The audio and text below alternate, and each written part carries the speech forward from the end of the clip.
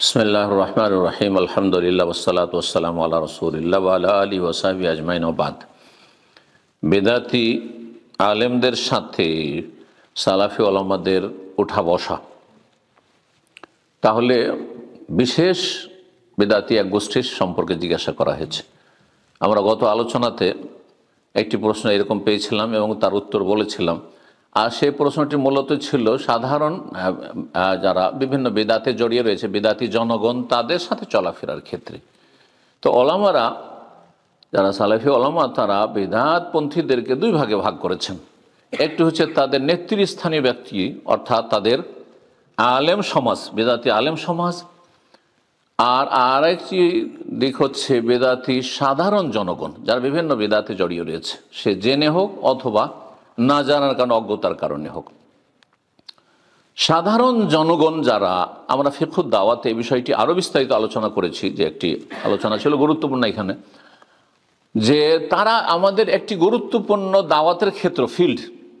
আমাদের দাওয়াত দিতে হবে মুসলিমদেরকে, দাওয়াত দিতে হবে আপনার মুসলিম সমাজের বিভিন্ন পাপে জড়িয়ে থাকা সামাজিক পাপ, অথবা আল্লাহর ইবাদত বন্দিগিতে ঘাটতি, বেনামাজি, বিভিন্ন হারাম কাজে জড়িয়ে রয়েছে, অথবা আপনার বিভিন্ন আপনার ফরজ অজেব তরককারী, তারা একটি ক্ষেত্র। আর আরেকটি ক্ষেত্র হচ্ছে বেদাতি সাধারণ মানুষরা, বেদাতি জনগণ, বেদাতি মুসলিম যারা মানে এমনি বিভিন্ন ফিরকার, তারা মুসলিম বলে পরিচিত, হয় তাদের ইসলাম আছে, ছোট বেদাত হয়তো আছে, বড় বেদাত নেই, অথবা আপনার বড় বেদাতের কারণে হয়তো ইসলাম নেই, কিন্তু জন্মসূত্রে তারা মুসলিম। তো সাধারণ জনগণদের ক্ষেত্রে আমরা উত্তরটা বলেছিলাম যে তারা আমাদের দাওয়াতের ক্ষেত্র। কিন্তু বেদাতি সমাজে যারা আলেম, তাদের সাথে উঠা বসা করা, এটা যদি আলেম সমাজ উঠা বসা করে, তারও বড় একটা ক্ষতির দিক আছে। আর যদি জনগণ উঠা বসা করে, তাদের সাথে চলাফেরা করে, তারও ক্ষতির দিক রয়েছে। জনগণ, আপনার সাধারণ মানুষ যদি বেদাতি আলেম সমাজের সাথে বসেন, তাহলে আপনারা পার্থক্য করতে পারবেন না যে কোনটা হক কথা বলছেন আর কোনটা বাতিল কথা বলছেন, কোনখানে দুধে বিষ মিশানো রয়েছে, দুধের মধ্যে বিষ মিশানো রয়েছে, যাতে সর্বনাশ হয়ে যাবে, ঈমান হারিয়ে যাবে, শিরক কুফরি আকীদায় চলে যাবেন, আপনি বিভ্রান্ত হয়ে যাবেন, হয়তো আপনাদের জঙ্গিদের পথে চালিয়ে দেবে, হয়তো অথবা সুফিদের পথে চালিয়ে দেবে। জি, সুতরাং জনগণ বেদাতি আলেমদের ওয়াজ শুনবে সরাসরি গিয়ে, অথবা তাদের মজলিসে বসবে, অথবা তাদেরকে বেদাতি আলেমকে নিয়ে আসবে, দাওয়াত দিবে, আর বাসায় বসাবে, আর বিভিন্ন আলাপ আলোচনা করছে, ধর্মীয় আলোচনা, খাওয়াচ্ছেন আর শুনছেন, গুমরাহ হয়ে যাবেন। তাহলে জনসাধারণের জন্য বেদাতি আলেমের কাছে বসা নিরাপদ নয়, বরং বড়ই ঝুঁকি রয়েছে ঈমান ইসলামের, জায়েজ নয়। এখন বাকি থাকলো বেদাতি আলেম সমাজের সাথে আমাদের আলেমদের, কোরআন সুন্নাহর আলেমদের বসার হুকুমটি, এটিও খুব মারাত্মক বিষয়। হয়তো এই ক্ষেত্রে ভাবছেন যে এলেম আছে আমাদের ওলামাদের কাছে, সুতরাং তাদের মজলিসে গেলে তাদের দ্বারা বিভ্রান্ত তো হবে না।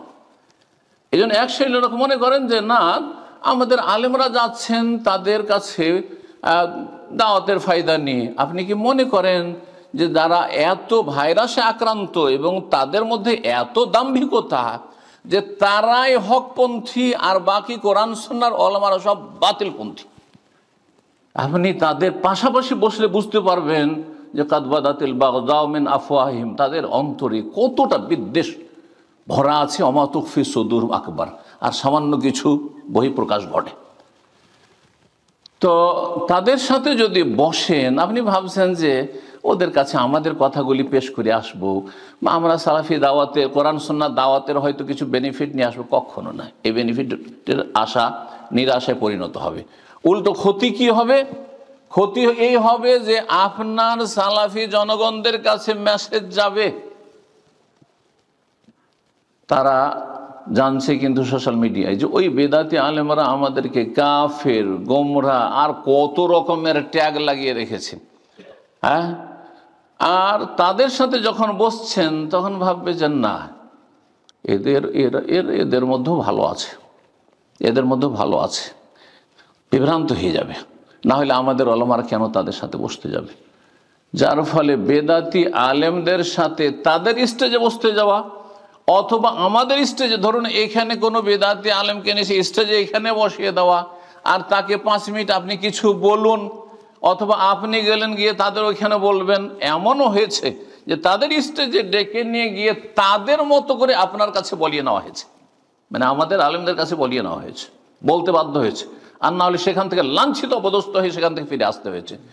যার ফলে বেদাতি আলেমদের সাথে জনগণও বসবেন না, জায়েজ নয়, এবং আলেম সমাজ বসবেন, এতে জাতির কাছে ভুল মেসেজ যাবে, কোরআন সুন্নাহর অনুসারী জনসাধারণের কাছে ভুল মেসেজ যাবে, আর যার ফলে তারা বিভ্রান্ত হবে যে আমাদের আলেমরা তো বসছে, তো আমরা তাদের ওয়াজ শুনলাম তো কী হলো। আর এক শ্রেণীর লোকেরা তো মনে করে যে ওয়াজ শোনার পরে যেটা ভালো হবে নিয়ে নেবো, আর যেটা ভুল হবে মন্দ হবে সেটা ছেড়ে দেবো। ভালো আর মন্দ যদি পার্থক্যের ক্ষমতাই থাকে তাহলে তো নিজেরাই ওয়াজ করবেন, তাহলে আর দিনের কথা শিখবেন কেন? হ্যাঁ, আল্লাহ বুঝার তৌফিক দান করে। সুতরাং বেদাতি আলেমদের সাথে উঠা বসা করা মোটেই নিরাপদ নয়, এবং এই মর্মে আমার শারহুস সুন্নাহ ইমাম বারবাহারী রাহিমাহুল্লাহর পুরো কিতাবের শারহ ব্যাখ্যা রয়েছে 50টি পর্বে। তার মধ্যে 50 নম্বর যে সর্বশেষ পর্বটি বিস্তারিত, তাতে সালাফে সালেহিনদের উক্তিগুলি সেখানে বর্ণনা করা হয়েছে, সেটা শুনে নিতে বলবো। তাহলে স্পষ্ট হয়ে যাবে যে বেদাতি আলেমদের সাথে উঠা বসা করা নিরাপদ নয়, এবং এতে দিন দুনিয়ার ক্ষতি হচ্ছে। আপনি দুনিয়ার তুচ্ছ আশায় যাচ্ছেন যে তাদের সাথে উঠা বসার মাধ্যমে আমরা একটা ঐক্য নিয়ে আসবো, আর সেখানে আমরা একটা প্ল্যাটফর্ম তৈরি হবে, আর সেখানে আমরা হয়তো শক্তিশালী হবে। এসব আশা কোনো দিন পূরণ হবে না। আল্লাহ সঠিক বুঝদান করুন। বারাকাল্লাহ ফিক।